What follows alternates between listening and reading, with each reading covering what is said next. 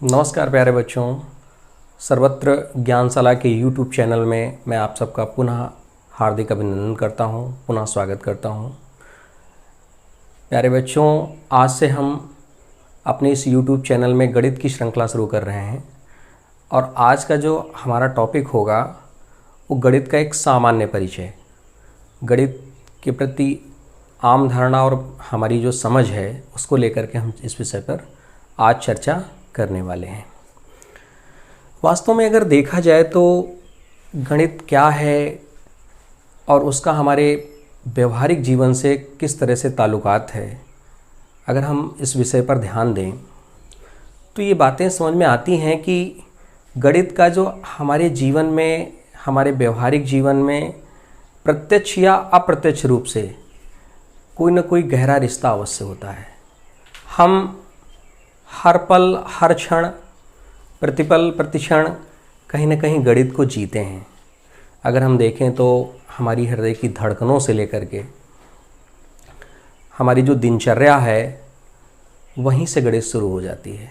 जब से हम जगते हैं तो कितने बजे जगे, हमारा कितने लोगों से संपर्क हुआ, संपर्क करने के बाद हम अगर विद्यालय गए तो रास्ते में कौन कौन सी आकृतियाँ हमको दिखाई दी, कितने मोटर यान दिखाई दिए, कितनी साइकिल, ये सारी चीज़ें। जब हम विद्यालय में पहुंचते हैं तो बच्चे पंक्तिवार प्रार्थना स्थल पर खड़े होते हैं, बच्चों की संख्या कितनी थी, उसमें कितनी लड़कियां थीं, कितने लड़के थे, हमारे झोले के अंदर कितनी किताबें हैं, उन सब के अपने शेप क्या हैं, कितने शिक्षक हैं, कितनी शिक्षिकाएँ हैं।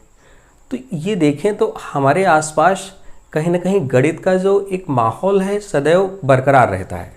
बस ज़रूरत होती है चीज़ों को समझने की।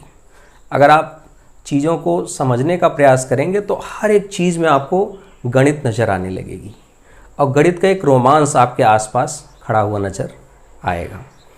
मैंने बताया कि हम जीवन में हर क्षण हमारी हृदय की धड़कनों से लेकर के, आप देखिए तो हमारे साथ हृदय की धड़कनें लगातार चलती ही रहती हैं और जब तक हम सुबह जगते हैं, रात में सोते हैं, तब भी हमारे अंदर गणित चलती रहती है।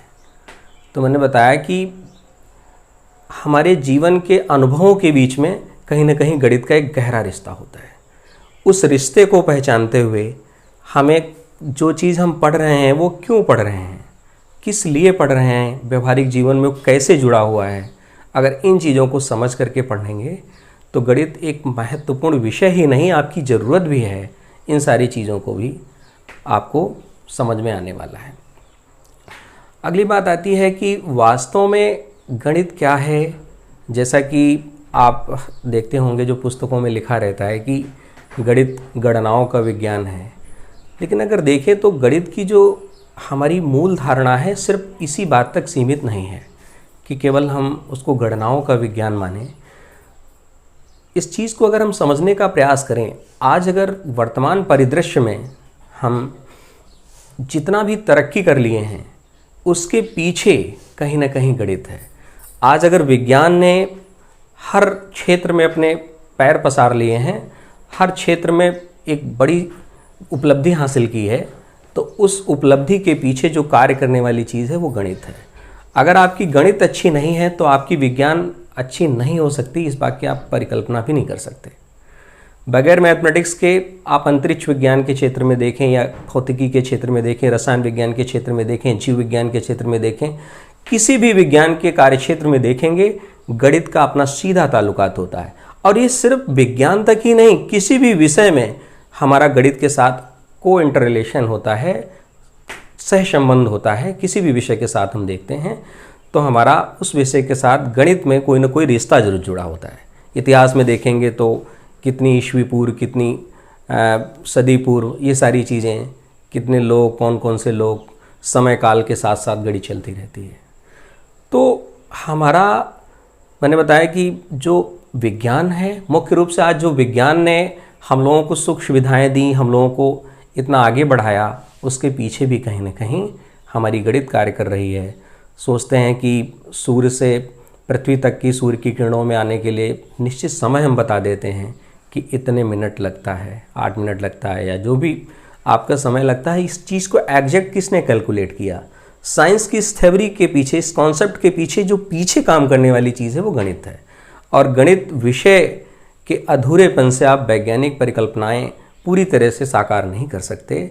इसलिए हम अपने इस गणित के महत्व को समझते हुए, आप भले ही खेती बाड़ी करते हों, खेतों के क्षेत्रफल हैं, क्षेत्रों के क्षेत्रफल कैसे मापे जाते हैं, बिस्वा में कैसे मापे जाते हैं, बीघे में कैसे मापे जाते हैं, उन सब की भी अपनी गणित है।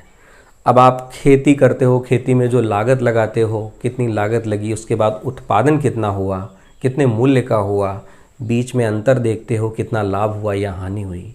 अगर हमारे पास 1 बीघे ज़मीन है, 1 बीघे ज़मीन के अंतर्गत हम कितनी खाद डालें, 100 बीघे ज़मीन है तो उसमें कितनी खाद डालें, कितनी कीटनाशक दवाओं का सेवन करें, हर जगह आप देखेंगे कहीं ना कहीं गणित का, आपको गणित साकार रूप में नजर आएगी।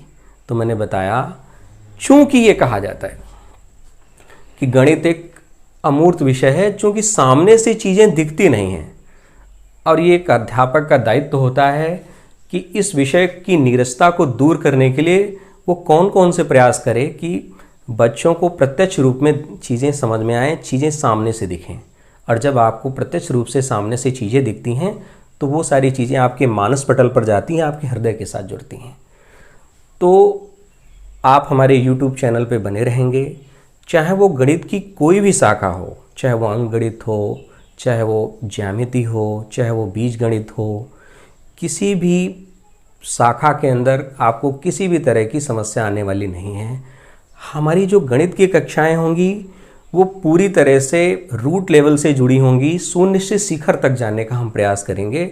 हमारा प्रयास होगा जो मूल अवधारणाएं हैं गणित की, उनके साथ जोड़ते हुए, आपको मौलिक चिंतन के साथ जोड़ते हुए मैं गणित को आगे बढ़ाने का प्रयास करूंगा। मेरा पूरा प्रयास होगा एक गणित के आप उम्दा और एक अच्छे छात्र बने। हमारे साथ बने रहिए। चूँकि मैं स्वयं एक गणित का अध्यापक हूँ, गणित के अध्यापक होने के नाते मेरी ये जिम्मेवारी है कि आप सब लोगों को गणित का जो एक अच्छा सा माहौल आप सब लोगों के अंदर पैदा करूं, जीवन के साथ जोड़ करके गणित को दिखाने का प्रयास करूं, कहाँ कहाँ पर कौन कौन सी चीज़ों की आवश्यकता है उसको इंटर कोरिलेशन करूं, ताकि आप सारी चीज़ों को बेहतर तरीके से समझ पाएँ।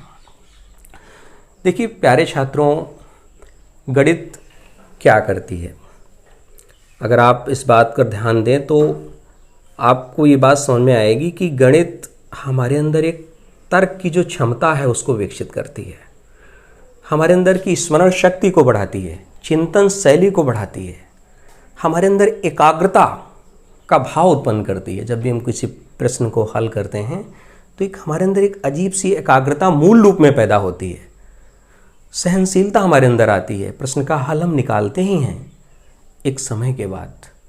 तो ये सारी चीज़ें हम किसी इस विषय को पढ़ने के साथ साथ गेन कर रहे हैं, जो अप्रत्यक्ष रूप से साथ में हो रही हैं।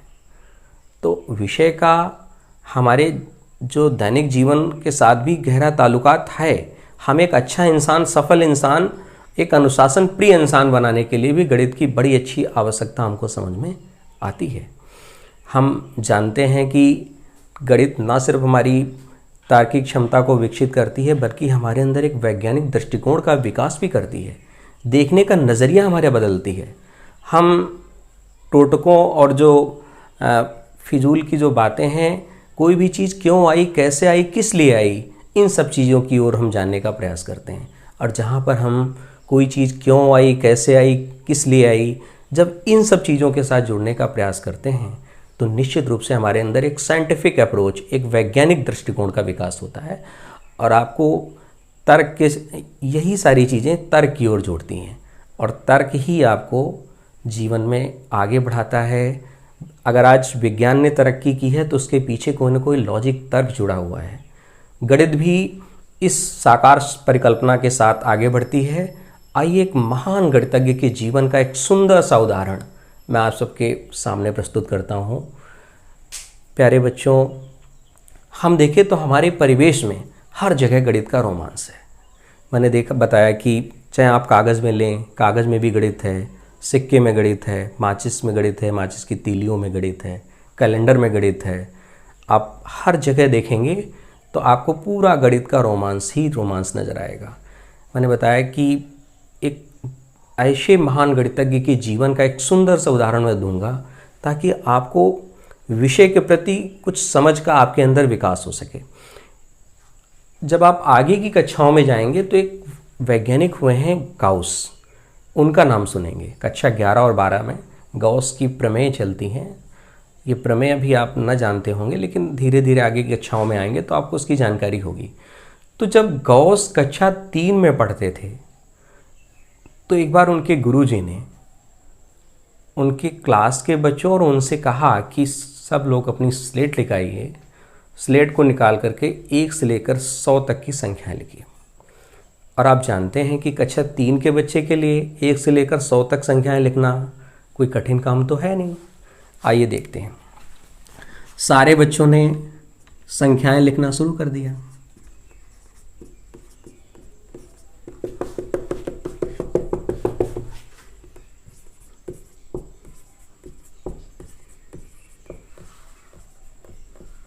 इस प्रकार से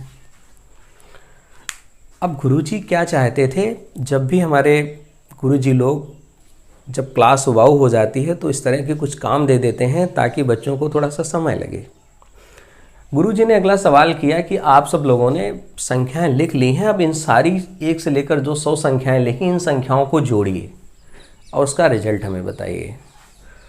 तो आप देखेंगे कि जब आप इन संख्याओं को जोड़ना प्रारंभ करेंगे तो 1 और 2 3, 3 और 3 6, 6 और 4 10, 10 और 5 15, 15 6 21, इस तरह से 21 7 28। अब आप जैसे जैसे आगे बढ़ेंगे तो जोड़ना और कठिन होता चला जाएगा, आपको समय लगना शुरू हो जाएगा और समय लगते लगते एक निश्चित समय बाद ही आप उत्तर को निकाल पाएंगे, एक लंबे समय के बाद ही उत्तर निकाल पाएंगे। लेकिन उस क्लास में एक ऐसा बंदा था जिसका नाम था गौस, जो इन आंकड़ों को बड़ी ही टकटकी निगाहों से देख रहा था। उसने क्या देखा? उसने देखा कि 1 और 100 का जोड़ कितना? 101। 2 और 99 का जोड़ कितना? 101। 3 और 98 का जोड़ कितना? 101। 4 और 97 का जोड़ कितना? 101।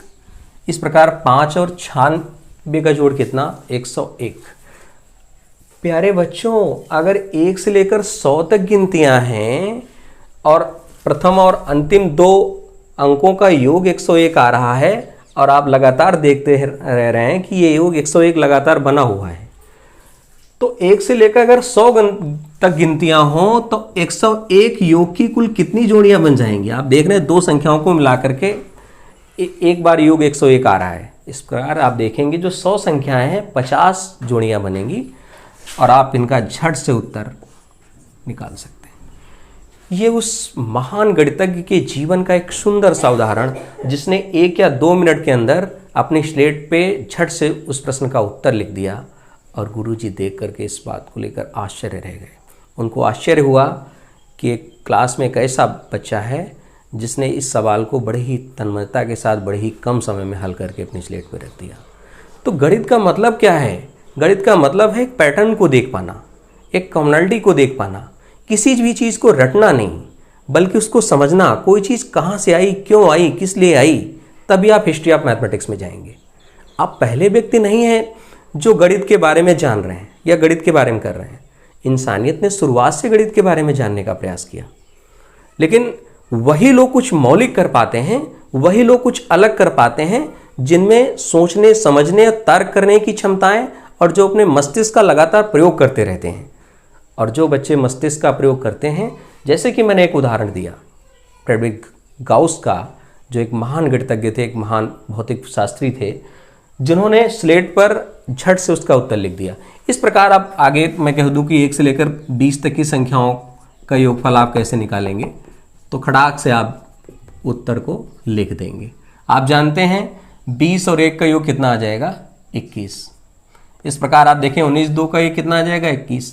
1 से लेकर 20 तक की संख्याएं हैं, तो आप मुझे बताइए 21 के योग की कुल कितनी जोड़ियां बनेंगी? आप कहेंगे सर 10। इस प्रकार योग कितना आ जाएगा? 210। ये वो चीज़ है जब हम समांतर श्रेणी को कक्षा 11 और 12 में पढ़ा करते थे और उस चीज का सूत्र निकाला करते थे, उसका एक ओवरव्यू अगर आप देखें तो महान गणितज्ञ गाउस ने बहुत पहले ही रख दिया था। अगर आप देखें तो इस क्वेश्चन में हमने 101 की कुल 50 जोड़ियां देखी, तो सूत्र की उत्पत्ति कैसे की गई? ये एक समांतर श्रेणी थी, समान अंतर के पदों, देखिए एक के बाद जो 2 आया, 1 का अंतर है, 2 के बाद 3 आया, यहाँ पर संख्याओं में लगातार 1 का अंतर है। तो आप देखें इस प्रकार से जो हमारा प्रथम और अंतिम पद जोड़ा गया है, मान लिया प्रथम पद A है और अंतिम पद L है, इस प्रकार आपने देखा पद कितने थे? 100 थे और जोड़ियां कितनी बनी थी? 101 के योग की 50, यानी पदों की संख्या की आधी।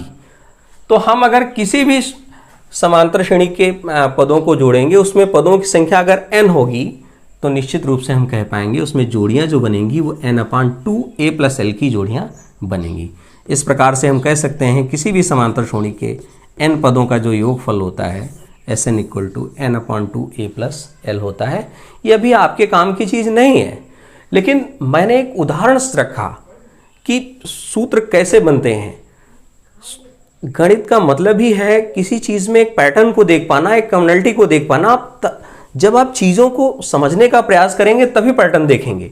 और जब भी गणित में कोई भी सूत्र डिजाइन किया जाता है, जब भी कोई सूत्र व्युत्पत्ति किया जाता है, तो उसमें एक पैटर्न को ही देखा जाता है। और आप पैटर्न को लगातार देखेंगे, सूत्र के व्युत्पन्न को देखेंगे, तो आपको जड़ से चीज़ें समझ में आएंगी। आप कहीं पर भी फंसेंगे नहीं। अगर फंसेंगे तो आपके साथ आपका गुरु आपकी मदद के लिए होता है।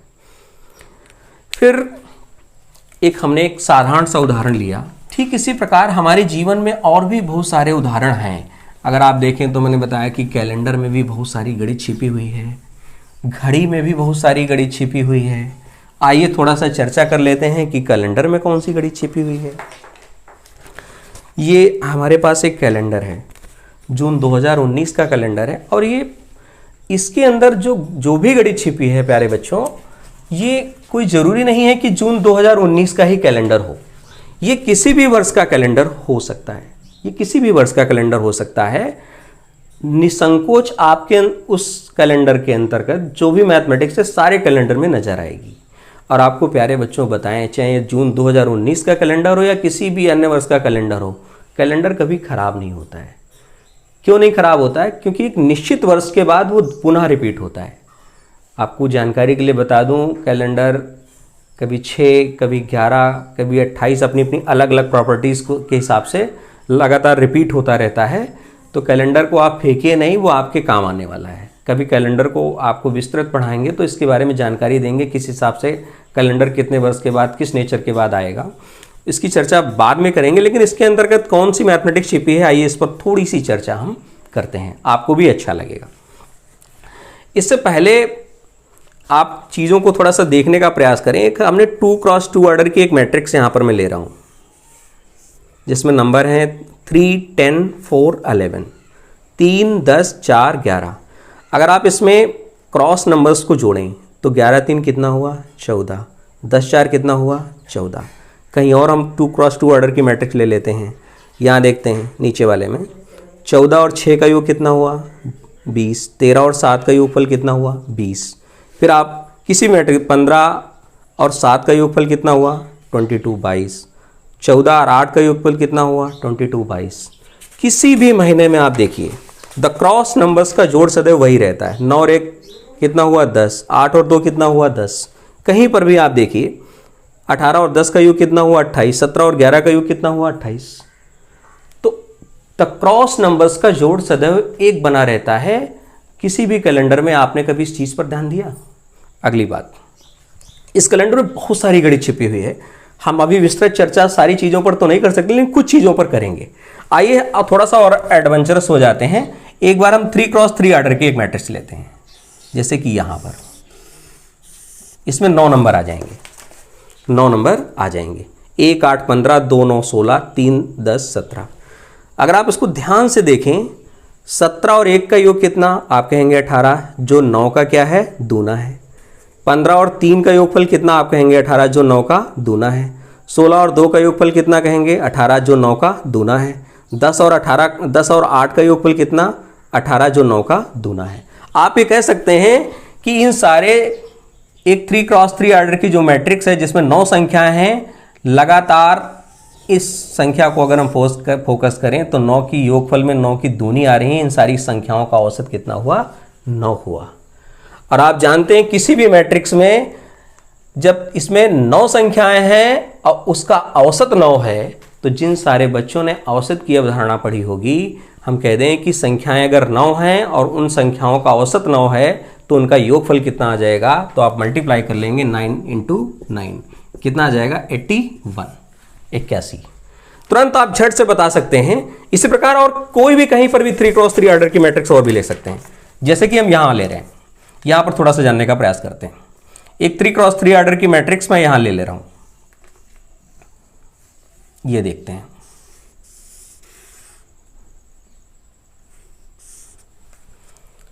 इक्कीस और 5 का योगफल कितना? 26 जो 13 का दूना। 19 7 का योगफल कितना? 26 जो 13 का दूना। 20 और 6 का योगफल कितना? 26 जो 13 का दूना। 14 और 12 का योगफल कितना? 26 जो 13 का दूना। इन सारी नंबर्स का एवरेज कितना हुआ? 13 हुआ। अगर किसी मैट्रिक्स में 9 अंक हैं और उन सारे अंकों का एवरेज 13 है तो आपको योगफल निकालने में कोई भी समस्या नहीं आएगी। 13 × 9। आप निश्चित रूप से, जैसे कि एक और हम किसी भी महीने में एक और चले जाते हैं, जैसे कि हमने यहां ले लिया, ये देखते हैं। हमने एक ये मैट्रिक्स ली, आप देख सकते हैं। हम चाहे तो झट से इसका उत्तर बता सकते हैं, इसका योगफल कितना हुआ। निश्चित रूप से इसका योगफल 75 है। बताइए मैंने जोड़ा तो नहीं जोड़ा ना, मैंने एक पैटर्न को पकड़ा हुआ है। उस पैटर्न को आपको भी देखने की जरूरत है। आप देखेंगे 29 और 1 का योगफल कितना? 30 जो 15 का दूना। 22 और 8 का योगफल कितना? 30 जो 15 का दूना। तो आप कह सकते हैं इन सारे नंबर्स का एवरेज कितना है? 15। और सितंबर 19 में जो रविवार है वो 5 है और जिनका एवरेज 15 है। तो इस प्रकार 15 25 कितना हो जाएगा योगफल? 15 75, 75। इन सारे नंबर्स का योगफल कितना आ गया? 75 आ गया। प्यारे बच्चों, हमारे आसपास कैलेंडर में भी बहुत सारी गणित है, घड़ी में भी बहुत सारी गणित है। घड़ी में हम जानते हैं गणित की सुइयां जब घूमती हैं तो एंगल को लेकर के भी बहुत सारी मैथमेटिक्स छिपी रहती है, जो उसमें अंक लिखे रहते हैं 1 से लेकर के 12 तक। उसमें भी अगर द क्रॉस नंबर्स को करते हैं तो उसमें भी बहुत सारी मैथमेटिक्स, आप एक संबंध को खोज पाएंगे। तो निश्चित रूप से अगर आपको गणित में आगे बढ़ना है तो इस प्रकार से चीज़ों को सोचना शुरू करेंगे। और जब आप चीज़ों को सोचेंगे, एक आपकी परिकल्पना जो हाइपोथेसिस है उस ओर बढ़ने का प्रयास करेंगे। गणित का मतलब ही है एक अपने अंदर एक ऊर्जा के साथ एक कॉमनैलिटी देखना, एक पैटर्न को देखना, लगातार चीज़ों के बारे में सोचते रहना, उसके विश्लेषणात्मक ढंग से व्याख्या करते रहना। इस प्रकार आप गणित के एक अच्छे छात्र बन सकते हैं। हमारी जो अगली क्लास होगी वो बेसिक लेक्चर होगी ज्योमेट्री का क्लास 1, जिसमें हम आपको कल मिलेंगे। आपको निश्चित रूप से अच्छी से अच्छी क्लास प्रोवाइड होने वाली है इस यूट्यूब चैनल के माध्यम से। कल से हमारी ज्यामिति की श्रृंखला शुरू हो रही है। आप किसी भी लेक्चर्स को मत छोड़िए, अपने साथ कलम कॉपी सुरक्षित रखिए। आप तैयार हो जाइए कॉपी के साथ। मैं बहुत सारी गहरे सिद्धांतों को आपके बीच में लाने का प्रयास करूंगा। जो भी अच्छाइयाँ हैं उसमें, जो भी अच्छी बातें हैं वो सारी चीज़ों को निकालूंगा। जो समस्याएं होंगी उनको भी हल करने का प्रयास करूंगा। इसलिए प्यारे बच्चों, आप बिल्कुल निश्चिंत हो जाइए। कल से हम लोग जो है कलम कापी तैयार रखेंगे। ज्यामिति चूँकि शुरू हो रही है तो पटरी, प्रकार, चांदा, इन सब चीज़ों को साथ में रखने का प्रयास हम करेंगे ताकि और भी चीज़ें अच्छी तरह से आपको समझ में आ जाएं। बहुत बहुत धन्यवाद आप सबका। Thank you.